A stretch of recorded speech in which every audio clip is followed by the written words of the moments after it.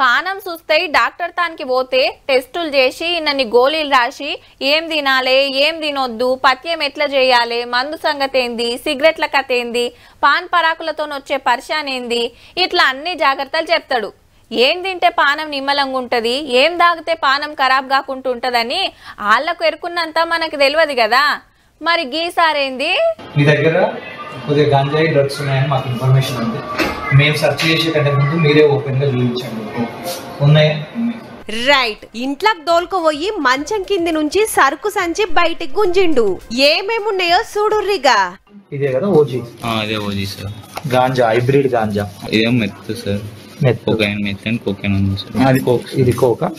Okay. ఏమంటారు వీటిని? THC gummies. THC gummies. LSD papers. LSD papers 4 4 8 10. హబ్బేర కొడుకో పతొక్క డ్రగ్స్ గంజాయి దాచిండు కదా మళ్ళా ఏడికెళ్ళొచ్చినాయి సారు? ఢిల్లీ కాంటాక్ట్ పర్సన్ వాళ్ళ నెట్వర్క్ ద్వారా బెంగళూరులో డెడ్ డ్రాప్ వేపిస్తాడు. శరత్ ప్రమోద్ సన్నిత్ వీళ్ళు ఎవరైనా వెళ్ళి తీసుకొచ్చేసి మనకి ఇస్తా ఉంటారు. అచ్చా ఢిల్లీకి వెళ్ళి బెంగళూరుకి వెళ్ళి హైదరాబాదు. మరి నీ దగ్గర ఎందుకు పెట్టినవి? సార్ నా దగ్గర ఫ్రిడ్జ్ ఉంది సార్. ఆ ఫ్రిడ్జ్ లో ఉంటే అవి క్వాలిటీ ఉంటాయి అన్నట్టు. మనం ఫ్రిడ్జ్ లో పెట్టకుంటే ఏమైంది? కరిగిపోతుంది, లిక్విడ్ అయిపోతుంది. ఇంతకు సార్ ఎవరనుకుంటాన్రు? గాంధీ దవాఖాన్ల జూనియర్ డాక్టరు, పేరు జాన్ పాల్. ముషీరాబాద్ లా గీ ఇంట్లుంటాండు.